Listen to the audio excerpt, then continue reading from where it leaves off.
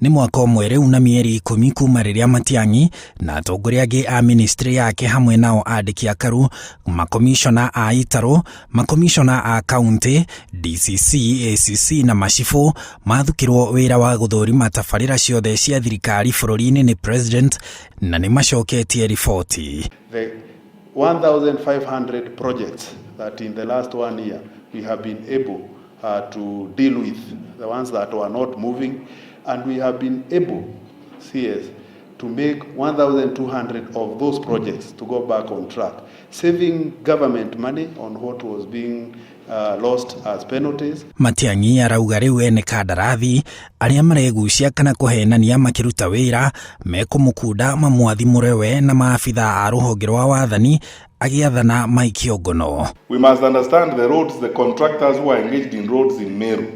The contractor who demolished a bridge and disappeared. All those contractors we agreed the other day, the Inspector General is here, watafutwe wote. They're wasting public resources and lying. You know what they do is they rush to court, they get some order, and then they make the matter a civil case. Tumekubaliana how we are going to work on that matter. Wale watu watafutwe wote, wherever they are. Wakamatwe, and then we now deal with them as people who are misusing public resources. Nĩ atugirĩtie maabitha a rũhonge rwa wathani kuma mwena wa Meru, gĩtarũ kĩa irathĩro hamwe na kaunti ya Nyandarua gĩtarũ-inĩ gĩa gatagatĩ nĩ gũikia ngono ene kandarathi acio. Mr. Elungata, I thank you for arresting that contractor. Rhoda Onyancha, Bachuma Park is about to be complete because that contractor was arrested, and we even arrested public officials in the Ministry of Public Works who had issued certificates for work that was not complete.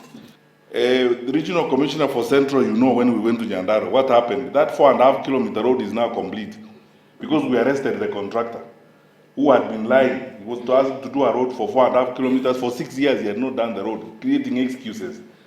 So you arrest the contractor, arrest the civil servants who are involved, what were public works, tuwapeleke huko because they engaged in criminal behavior of wasting public resources. Maabitha a rũhonge rwa wathani kuma Nyanza nĩ matugirĩtio nĩ gũtigĩrĩra tabarĩra cia thirikari nĩ ciakinyanĩra ũrĩa ibatiĩ na rĩrĩa ibatiĩ. Rĩrĩ tabarĩra 826 cia barabara ciambĩkĩtwo nĩ thirikari guothe bũrũri-inĩ, na rĩu mwako wa barabara ya Keno Murang'a gũthiĩ Marua nĩyo ĩrathima maabitha a gĩtarũ gĩa gatagatĩ. People are doing as we go forward. So Mr. Nyawanga, that, you know, Keno Marua Road, when we start working on the Rironi, Mr. Natembea, that is it. It is your responsibility to go to the projects and ensure that those people are paid, are doing the work they are paid to do. Wani kuregarega hivi, huyo contractor atafutwe, tumpeleke huku mbele, so that tutafute mtu mwingine wa kufanya kazi. They are wasting public resources. So, my friends, handũ-inĩ ha Inooro TV, njĩtagwo Harun Njoroge wa Maina.